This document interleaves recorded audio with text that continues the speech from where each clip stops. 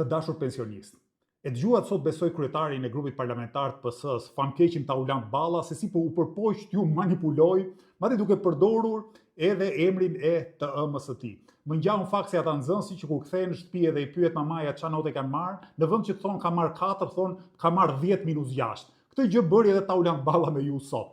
E vërteta është që në vitin 2026, vitin për cilin po diskutohet do të votohet buxheti tani, pjesa më e madhe e pensionistëve kanë për të marrë të ardhura më të ulta se në vitin 2025. Edi Rama dhe ministrat e tij, pavarësisht se kanë dalë 10 herë për të folur për pensionet, nuk kanë thënë asnjë fjalë për bonusin e fundvitit të vitit 2026. Çka do të thotë se në vend të bonusit të 2026-s që do duhet ta merrni si çdo vit, nuk do merrni atë pjesë të bonusit, qeveria do ta pjestojë për 12 dhe do t'ju quaj rritje pensioni.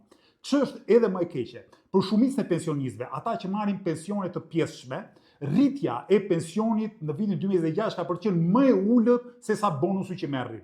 Në vitin 2025 që lan pas, në fund vit, pensionistët me pensione të ulta, pra ata që kanë pensione të pjesshme, merrnin një bonus për 15.000 lekësh të reja. Ndërkohë që shuma e rritjes pensionit deri në fund vitit 2026 do të jetë 9.600 lekë të reja. Pra, shumica e pensionistëve në vitin 2026 do të marrë 5.400 lekë të reja më pak se në vitin 2025. Kjo është e vërteta e madhe. Kjo është e vërteta për te akrobacive të Edi Ramës, Taulant Ballës e gjithkujt tjetër. Mirë, ç'është edhe më e rëndë. Edi Rama gjatë fjalimit të tij tha që për pensionistët shqiptar nuk ka asnjë alternativë tjetër përveç Partisë Socialiste. Tani unë shtroj pyetjen.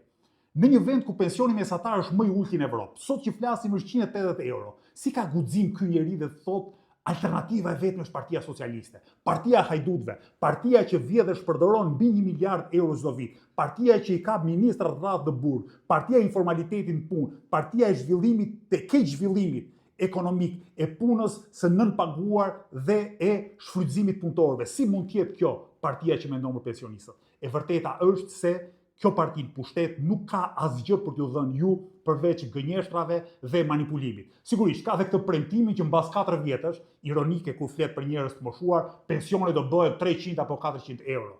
Mirë po, ajo çfarë ne kemi në dorë sot është realiteti. Jemi vendi me pensionet më të ulta në Evropë sot dhe në vitin 2026 shumica e pensionistëve shqiptar do të kenë më pak të ardhura se në vitin 2025. Përgjegjës për këtë është Edi Rama.